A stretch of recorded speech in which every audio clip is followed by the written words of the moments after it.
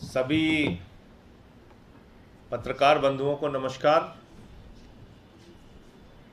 एक बहुत ही बड़ा आर्थिक भ्रष्टाचार का मामला हिंडनबर्ग की रिपोर्ट में इस साल जनवरी माह में सामने आया था और बहुत बड़ा घोटाला, दुनिया का एक बहुत बड़ा फाइनेंशियल फ्रॉड, एक आर्थिक भ्रष्टाचार जो अडानी की कंपनीज ने किया था। विदेश में बनी सेल कंपनीज के माध्यम से विदेश में बनी फर्जी कंपनियों के साथ मिली भगत करके जो एक बड़ा भ्रष्टाचार और घोटाला अडानी ने किया था, उसका खुलासा हिंडनबर्ग की रिपोर्ट में जनवरी माह में हुआ था।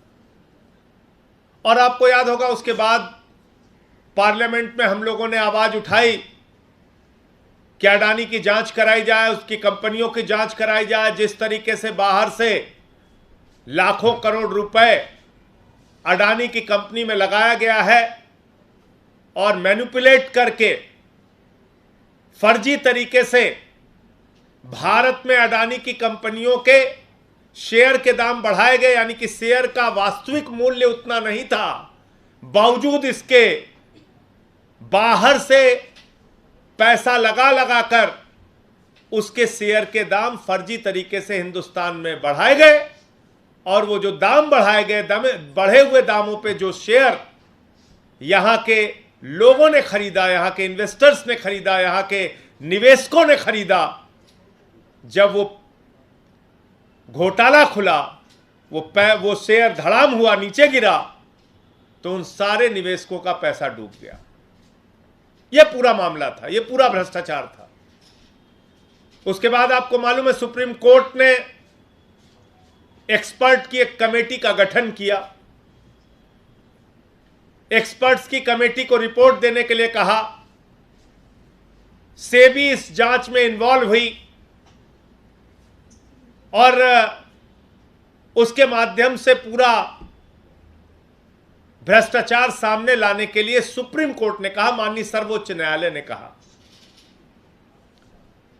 लेकिन बड़े आश्चर्यजनक तरीके से जिस सेबी को आर्थिक भ्रष्टाचार की जांच करनी थी, मैं आपको पूरी जिम्मेदारी से कह रहा हूं, वो सेबी ये जानते हुए भी कि इसमें भ्रष्टाचार हुआ है, और ये बात मैं इसलिए कह रहा हूं जिसका प्रमाण अभी आगे दूंगा आपको, मैं इन्वर्टेड कामा में फिर से रिपीट कर रहा हूं, सेबी ये जानते हुए भी कि अडानी ने भ्रष्टाचार किया है, सुप्रीम कोर्ट के आंख में धूल झोंकने का काम कर रही है।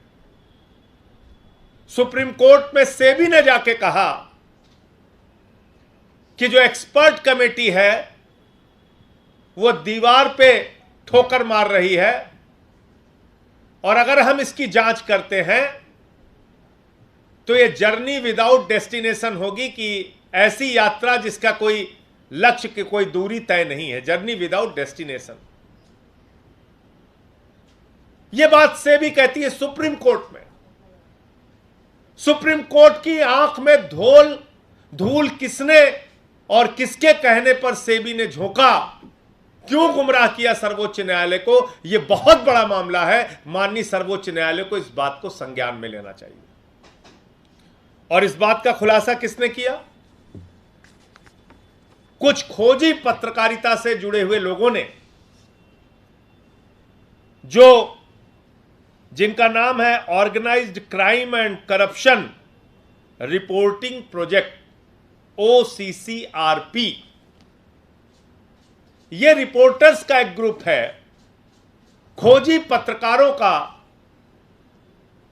एक समूह है, OCCRP, जिसने ये पूरी जानकारी इकट्ठा की कि विदेशों में कहां कहां पर फर्जी कंपनियां, कागजों में कंपनियां बनाकर अडानी की कंपनी में हजारों करोड़ रुपए लगाया गया, अडानी के कंपनी के शेयर के दाम बढ़ाए गए और भारत के लोगों को लूटा गया। और यह किसके साथ मिलकर किया गया? ये दो नाम है, एक है नासिर अली और दूसरा है चैंग चुंग लिंग। चाइना का व्यापारी और नासिर अली यूएई का व्यापारी। और ये कंपनी कहां खोल रहे हैं? चाइना का व्यापारी चैंग चुंग ली, जिसका नाम अगस्ता वेस्टलैंड के मामले में भी सामने आया था, वो अपनी कंपनी, अपना व्यापार चाइना में नहीं कर रहा। वो अपनी कंपनी, अपना व्यापार हिंदुस्तान में नहीं कर रहा है। वो अपना व्यापार कर रहा है मॉरिशस में, जो टैक्स हेवन कंट्री है। वो अपना व्यापार कर रहा है बरमूडा में। वो अपना व्यापार कर रहा है यूएई में, जहां कागजात देने की जरूरत नहीं होती। ऐसी जगहों पर कागजों में कंपनियां खोल के, मॉरिशस में एक पते पे 6 कंपनी खोल के हजारों करोड़ रुपए अडानी की कंपनी में, हिंदुस्तान में लगाया गया। एक पते पर 6 कंपनियां, और वो कंपनियां क्या काम करती हैं, क्या व्यापार करती हैं, कितने कर्मचारी हैं, कोई अता पता नहीं। क्यों? क्योंकि टैक्स हेवन कंट्रीज के नियम ऐसे हैं। वहां आपको कोई कागजात देने की जरूरत नहीं है। एक बार में कुछ फीस लगती है। आपने अपनी कंपनी खोली, उस कंपनी की कितनी आमदनी हो रही है, वो पैसा कहां लगाया जा रहा है, वो पैसा काला धन है कि क्या है, कोई जानकारी आपको देने की आवश्यकता नहीं है। ना मॉरिशस में, ना बरमूडा में, और ना ही यूएई में सारी जानकारी आपको देने की जरूरत है। अब सवाल उठता है कि चैंग चुंग ली और नासिर अली, इनकी कंपनियां क्या हैं और किसके साथ मिलकर खेल कर रहे थे? तो ये ओसीसीआरपी ने खुलासा किया है। ये पत्रकारों ने, जो इन खोजी पत्रकार हैं, वरिष्ठ पत्रकार हैं, उन्होंने खुलासा किया है कि ये गौतम अडानी के भाई विनोद अडानी के साथ मिलके, सेबी के नियमों के विरुद्ध फर्जी कंपनियां बना के पैसा भारत में लगा रहे थे। सीधा सीधा मनी लॉन्ड्रिंग का मामला है। भारत से पैसा विदेशों में जाता था, विदेशों से पैसा अडानी की कंपनी में आता था, अडानी की कंपनी के शेयर के दाम बढ़ाए जाते थे, और करीब करीब इसमें जितने भी दाम बढ़ते थे, जो भारत के इन्वेस्टर हैं, भारत के लोग हैं, वो बढ़े हुए दामों पे अडानी का शेयर खरीदते थे। और जब ये भ्रष्टाचार का खुलासा हिंडनबर्ग की रिपोर्ट में हुआ, तो करीब करीब 5 लाख करोड़ रुपए का अडानी ग्रुप्स को, अडानी की कंपनियों को नुकसान हुआ। 5 लाख करोड़ रुपए का। अब इनमें से 2 फिगर जो खुद सेबी कह रही है, वो मैं आपके सामने बोलना चाहता हूं। सेबी ने बताया कि 22,000 करोड़ रुपए तो जो छोटे निवेशक थे उनका नुकसान हुआ है। किसी ने बेटी की शादी के लिए पैसा रखा था, किसी ने मकान बनवाने के लिए पैसा रखा था, किसी ने बीमारी में, मुसीबत में पैसा काम आएगा वो पैसा रखा हुआ था, और उसने सोचा कि चलो अडानी के कंपनी में पैसा लगाते हैं, इसके शेयर का दाम बढ़ेगा तो हमारी भी कुछ आमदनी बढ़ जाएगी। पीएफ का पैसा जो लगा, जो बाकी कंपनियों का पैसा लगा, वो छोड़ देते हैं। मैं सिर्फ मोटे मोटे तौर पे बता रहा हूं। तो पैसा लोगों ने लगा दिया अपना। तो ऐसे लोगों का करीब करीब 22,000 करोड़ रुपए डूब गया।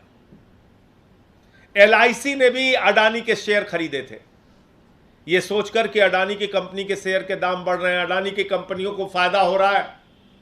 36,000 करोड़ रुपए एलआईसी ने लगाए थे, और 16,000 करोड़ रुपए का नुकसान एलआईसी को हुआ।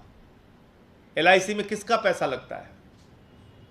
जीवन के साथ भी, जीवन के बाद भी हर आदमी एलआईसी की पॉलिसी खरीदता है, और वो एलआईसी का पैसा 16,000 करोड़ रुपए डूब गया। 5 लाख करोड़ रुपए का नुकसान अडानी की कंपनियों को हुआ।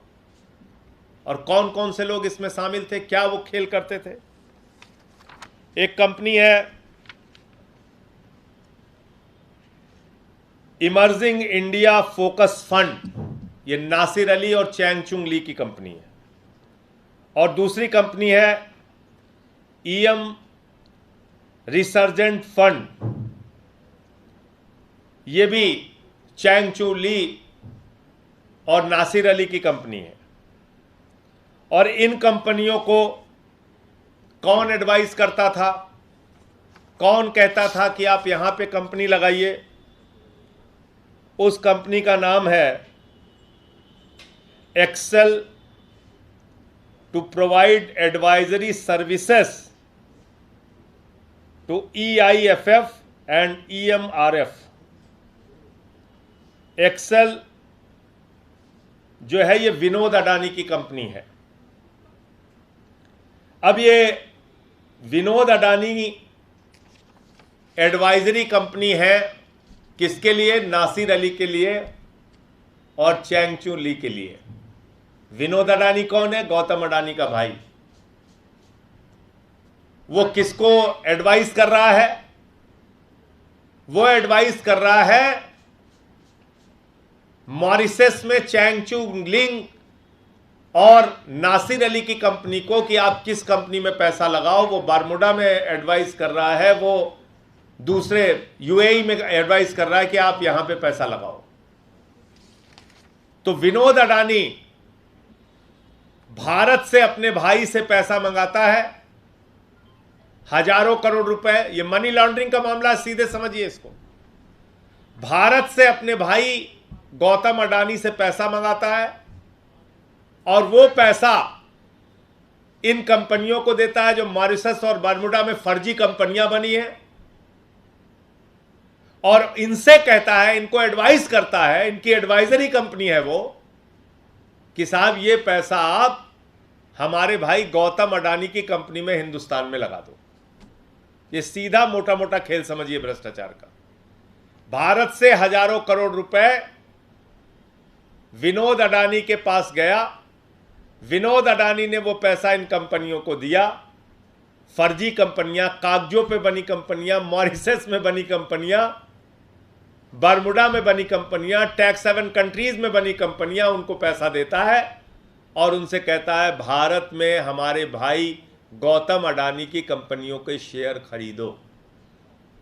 जो कंपनियां यहां घाटे में चल रही हैं उसके शेयर के दाम खरीद कर उसके दाम बढ़ाओ, और जब उसके दाम बढ़ेंगे तो उस झांसे में हिंदुस्तान का आम आदमी फंसेगा, वो उस शेयर को खरीदेगा, और जब वास्तविक मूल्य का पता चलेगा तो सारे शेयर धड़ाम हो जाएंगे, लोगों के पैसे डूब जाएंगे। इतना बड़ा भ्रष्टाचार हुआ, जिस भ्रष्टाचार की जांच OCCRP पत्रकारों का एक समूह कर सकता है, तो आखिर एक्सपर्ट्स कमेटी की रिपोर्ट में यह सच्चाई क्यों नहीं आ रही है? आखिर सेबी इन बातों की जांच क्यों नहीं कर सकता?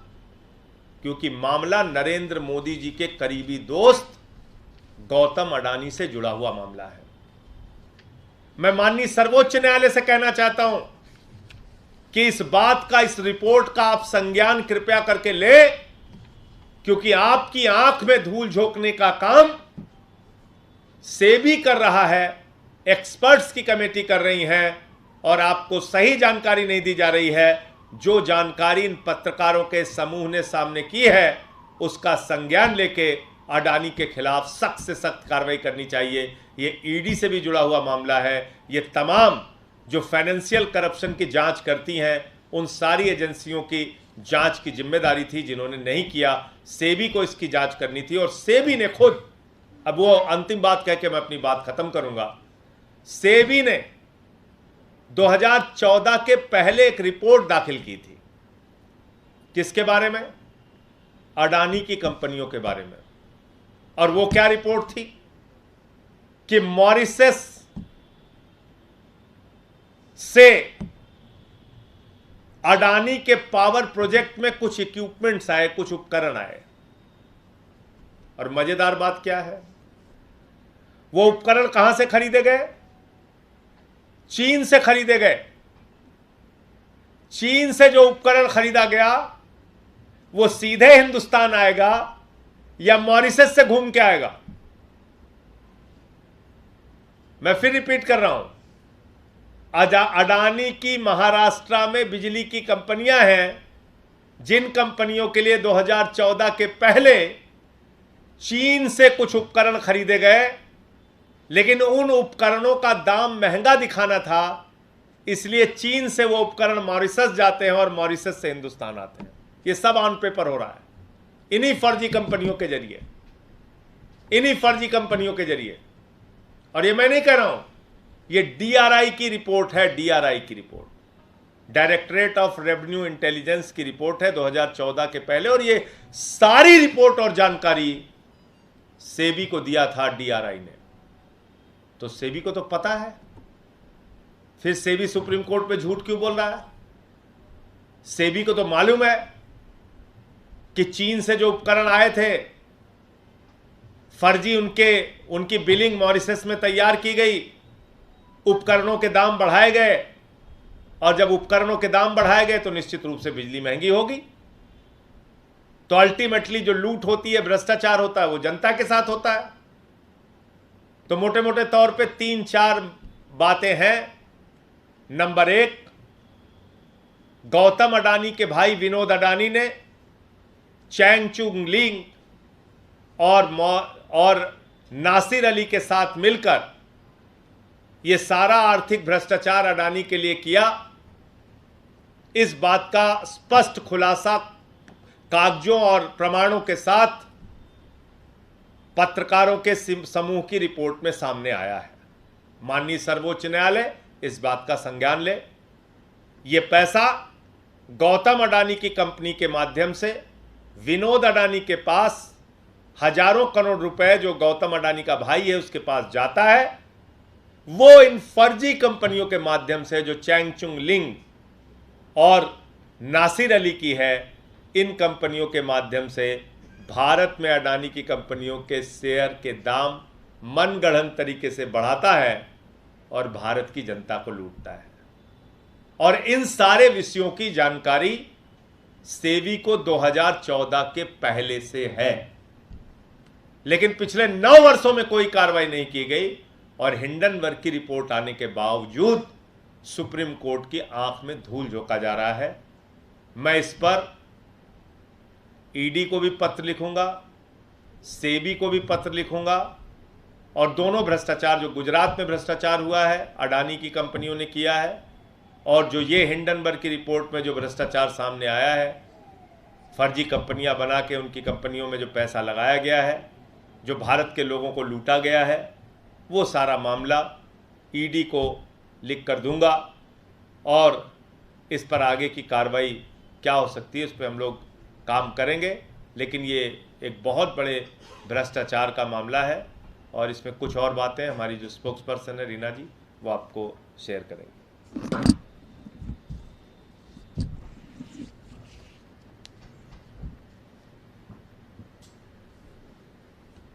दोस्तों, आपने पॉन्जी स्कीम का नाम सुना होगा। पॉन्जी स्कीम क्या होती है? आपके पास कोई एजेंट आएगा, वो बोलेगा कि 10,000 रुपये जमा करो, 2 साल में 1 लाख हो जाएंगे। आपको लगेगा कि ये तो कुछ अजीब लग रहा है, ऐसा नहीं होता है। 10,000 रुपये 2 साल में 1 लाख कैसे हो जाएंगे? ऐसी भारत के इतिहास में अनेकों पॉन्जी स्कीम आई हैं, और जो भारत की हमारी एजेंसीज हैं, जैसे सेबी है, ईडी है, सीबीआई है, इन सब की जिम्मेदारी होती है कि ऐसी पॉन्जी स्कीम से लोगों को, आपको और हमें बचाएं। आज जो ओसीसीआरपी की रिपोर्ट आई है, उससे ये क्लियर हो गया है कि दुनिया की सबसे बड़ी पॉन्जी स्कीम अडानी जी और उनकी फैमिली मोदी जी की मदद से हमारे देश में चला रही है। और कैसे चला रही है? सेबी का नियम यह है कि अगर कोई भी कंपनी स्टॉक मार्केट में लिस्टेड है, तो उस कंपनी के शेयर्स जो हैं, वो एक मिनिमम नंबर ऑफ शेयर्स, उसको बोलते हैं फ्री फ्लोट, कम से कम 25% शेयर जो होते हैं उसके, वो एक्सचेंज में होने चाहिए। क्योंकि अगर शेयर्स उससे कम हो जाएंगे तो एक तरीके से आर्टिफिशियल उसकी डिमांड क्रिएट हो जाएगी। अगर कोई भी चीज़ बाजार में कम हो जाती है तो उसका रेट बढ़ जाता है। अब सबको लगेगा कि अडानी के शेयर बाजार में कम है, तो आप और हम सोचेंगे कि यार बड़ी बढ़िया कंपनी है, इसीलिए सब इसके शेयर खरीद रहे हैं और बाजार में शेयर की मात्रा कम हो गई है, हमें भी फटाफट इसके शेयर खरीद लेने चाहिए। लेकिन असलियत में आप और मैं जो साधारण निवेशक होते हैं, हम कभी कंपनी की बैलेंस शीट में क्या है, क्या एसेट है, उसकी एक्चुअल वैल्यू क्या होनी चाहिए, वो सब हमें क्लियर नहीं होता है। ये जिम्मेदारी होती है सेबी की कि सेबी ये निश्चित करे कि मार्केट में जो फ्री फ्लोट है, जो देश का कानून है, उतने शेयर्स होने चाहिए। अभी माननीय सांसद जी ने आपको समझाया कि किस तरह से विदेशों से कुछ फंड्स जो थे अडानी कंपनी के ही शेयर्स खरीदे जा रहे थे, और वो फंड्स जो थे वो अडानी फैमिली के इंस्ट्रक्शंस पे ही उन शेयर्स को खरीद रहे थे। सेबी के पास ये सारी जानकारियां 2024 से थी, 14 से 2014 से पहले सेबी को 850 कंप्लेंट मिली थी कि अडानी ग्रुप ऑफ कंपनीज में स्टॉक प्राइस का मैनिपुलेशन हो रहा है, लेकिन सेबी ने इस पे कोई एक्शन नहीं लिया और आधी से ज़्यादा वो कंप्लेंट्स क्लोज कर दी, और सुप्रीम कोर्ट में भी बोला कि we are hitting a wall, this is a journey without destination. अब जर्नी विदाउट डेस्टिनेशन तो होगी, क्योंकि उसकी डेस्टिनेशन तक आप जाएंगे तो वहाँ पे आपको अडानी जी दिखाई देंगे, तो उन्होंने वो जर्नी लेने का ही हिम्मत नहीं करी, पहले ही उस जर्नी को ख़त्म कर दिया। इससे क्या हुआ, जो छोटे छोटे निवेशक छोटे छोटे शहरों में जिन्होंने अपने पेंशन का पैसा म्यूचुअल फंड में लगाया, प्रोविडेंट फंड का पैसा लगाया, उन सब का पैसा डूबा। 6 महीने पहले ये कांड हुआ, और जब सुप्रीम कोर्ट ने कमेटी बनाई, वो कमेटी ने भी यही एंड में निष्कर्ष निकाला कि हमें कुछ मिल ही नहीं रहा है, और ये पत्रकारों के समूह ने वो सब आपके सामने जाहिर कर दिया। एक और इसमें इंटरेस्टिंग बात जो है वो ये है कि जो अडानी जी हैं उनके समधी भी सेबी की एक कमेटी में हैं। तो क्या ये कारण हो सकता है कि जब मेरा समधी सेबी की कमेटी में है तो सेबी से हम कैसे एक्सपेक्ट कर सकते हैं कि वो निष्पक्ष जांच करे? तो ये सीधे सीधे इसमें एसएफआईओ, ईडी, सीबीआई सबका केस बनता है, लेकिन ये सारी की सारी एजेंसीज हमारे मंत्री मनीष सिसोदिया जी, जिनके खिलाफ एक पैसा नहीं मिला, कोई मनी ट्रेल नहीं मिली, यहाँ पे पत्रकारों ने क्लियरली एस्टैब्लिश किया है कि देश का पैसा राउंड ट्रिपिंग करके वापस देश में आ रहा है, स्टॉक मार्केट में लग रहा है, किसी के खिलाफ कोई एक्शन नहीं हो रहा है। ये सारे एक्शन वहां हो रहे हैं जहां पे कि कोई सबूत नहीं है, कोई मनी ट्रेल नहीं है, कोई क्विड प्रो क्वो नहीं है, कुछ भी नहीं है। वहीं दूसरी तरफ इस इन्वेस्टिगेशन से क्लियर हो गया है कि किस तरह पूरा Adani enterprise, Adani conglomerate, Adani family इसमें इन्वॉल्व है, उनके खिलाफ कोई इन्वेस्टिगेशन नहीं हो रहा है। आज आप सबके माध्यम से हम फिर से कह रहे हैं कि इस पे जेपीसी बननी चाहिए, जेपीसी को इसकी तह तक जाना चाहिए, क्योंकि क्लियर हो गया है कि चाहे सेबी हो, चाहे ईडीआई हो, कोई और एजेंसी इसमें कोई जांच नहीं कर पा रही है।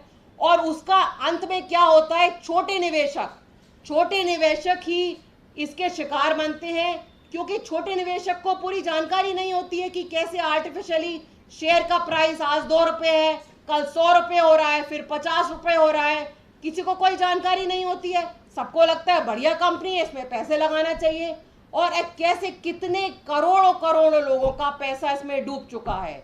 तो आज आप सबके माध्यम से हम फिर ये कह रहे हैं, फिर से मांग कर रहे हैं कि जेपीसी बननी चाहिए, और हम लोग ईडी, सीबीआई सबको चिट्ठी लिखेंगे, सारा जो सबूत है उनके पास भेजेंगे।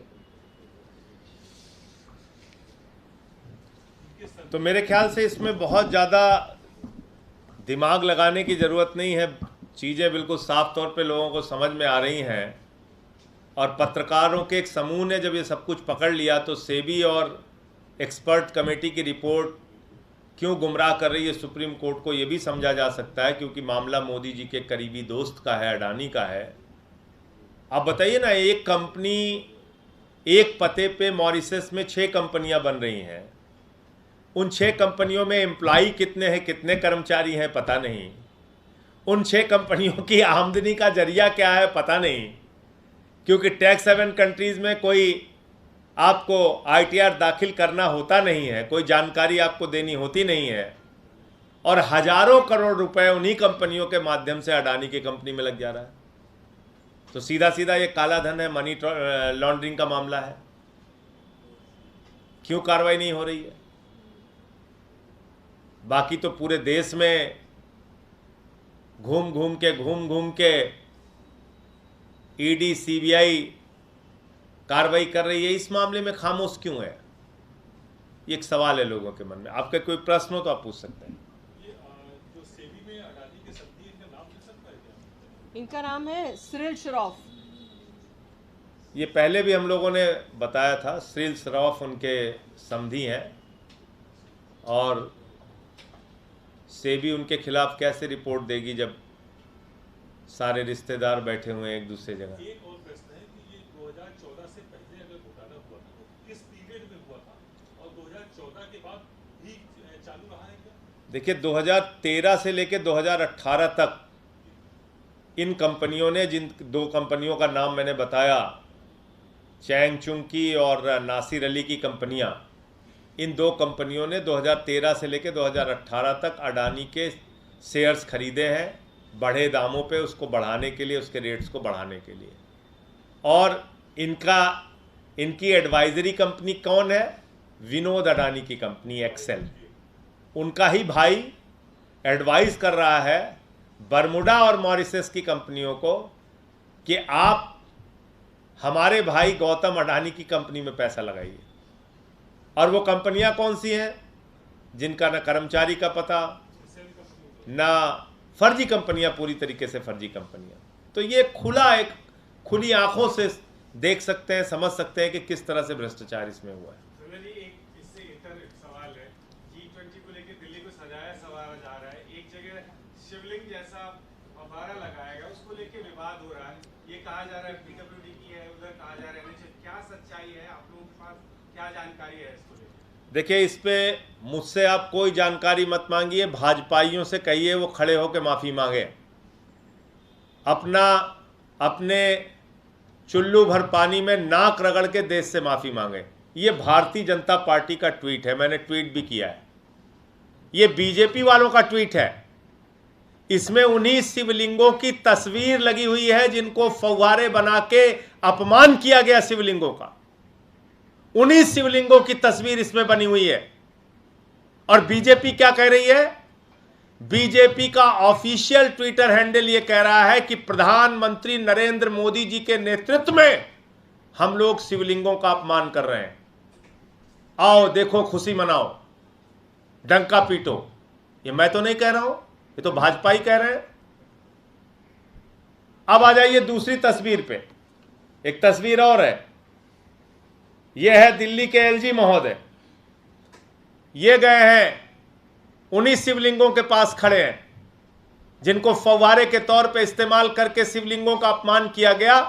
LG महोदय उसके साथ फोटो खिंचा रहे हैं, फोटो अपने ट्विटर पे डाल रहे हैं और वाहवाही लूट रहे हैं कि देखो मोदी जी ने कितना बड़ा कमाल कर दिया शिवलिंगों का अपमान करके। तो प्रधानमंत्री नरेंद्र मोदी को अपने LG के खिलाफ कार्रवाई करनी चाहिए। शिवलिंगों का इस्तेमाल फव्वारे के तौर पर शिवलिंगों का अपमान कैसे किया गया? करोड़ों हिंदुओं की भावनाओं को चोट क्यों पहुंचाई गई? क्योंकि यह प्रोजेक्ट NHAI का है। इस प्रोजेक्ट में पैसा NHAI ने लगाया है। इस प्रोजेक्ट का उद्घाटन नितिन गडकरी और LG महोदय ने किया था, और साफ तौर पे उसका भाषण उस समय का उठाकर देख लीजिएगा, जिसमें खुद नितिन गडकरी जी ने कहा है कि हम इतना रुपया 1500 करोड़ या कितने की राशि ये हम इस डेवलपमेंट के लिए लगा रहे हैं। सर, ये कहा जा रहा है कि सड़क PWD की है और कैंटोनमेंट एरिया की सड़क है, कैंटोनमेंट एरिया की सड़क है, और ये NHAI का प्रोजेक्ट है। और इसका उद्घाटन, इसका निरीक्षण, इस पर वाहवाही लूटने का काम भाजपाइयों ने किया है। प्रधानमंत्री नरेंद्र मोदी जी के नेतृत्व में शिवलिंगों का अपमान हुआ है। और बीजेपी तो पार्टी ऐसी है, प्रभु श्री राम के नाम पे चंदा चोरी करती है बीजेपी अयोध्या के डेवलपमेंट के नाम पे 20 करोड़ का घोटाला करती है, अभी सीएजी की रिपोर्ट में सामने आया। और काशी कॉरिडोर भूलिएगा नहीं आप लोग, काशी कॉरिडोर के नाम पे 300 से ज्यादा शिवलिंगों को तोड़ा गया था बनारस में। काशी के अंदर मैं गया था उस समय। ये भाजपा वाले बात करेंगे तो इनके लिए तो एक ही लाइन मुझे आती है कि देखो है दीवानों ऐसा काम ना करो और राम का नाम बदनाम ना करो। ये ना राम के हैं, ना आम के हैं, ना किसी काम के हैं। झूठ बोल रहे हैं। बताइए आप, खुद ही तुमने पूरे देश को बताया कि मोदी जी के नेतृत्व में हम लोग शिवलिंगों का अपमान कर रहे हैं। आज खुद ही ड्रामा कर रहे हो। हटाया इस एलजी को, इसके खिलाफ कार्रवाई किया कुछ आपने? वही तो जाके लगवा रहा है, 3-3 बार 4-4 बार विजिट कर रहा है, फोटो खिंचा रहा है, अपने शिवलिंगों का फौहारा बनवा रहा है। पीडब्ल्यूडी ने जो दिल्ली में G20 के लिए काम किए हैं उसके लिस्ट में इस स्पॉट का भी नाम है। तो वो नाम कैसे है? प्रगति मैदान, सुन लीजिए ना आप, प्रगति मैदान में जो टनल बनी उसकी वर्किंग एजेंसी पीडब्ल्यूडी थी। उसमें हमारा क्या इन्वॉल्वमेंट है? आपने हमको कहीं इन्वॉल्व किया नहीं। एनएचएआई ने पैसा दिया, वर्किंग एजेंसी के तौर पे पीडब्ल्यूडी को इन्वॉल्व किया। उसका क्रेडिट, उसकी मॉनिटरिंग, उसकी देखरेख, उसमें क्या लगना है, कौन सा पत्थर लगना है, नहीं लगना है, वो लाट साहब को दे दिया, एलजी साहब को। बताइए आप। तो हमारे यहां अवधि में कहावत है कि बिना गुनाहम चार गोदाहम। हमारे यहां अवधि में कहा जाता है कि बिना गुनाहम चार गोदाहम। तो बिना कोई गलती किए हम ही लोगों को बस मारे रहो, जितना पीट सकते हो पीटे रहो, जुट जाओ सुबह से। तो यह है पूरी हकीकत।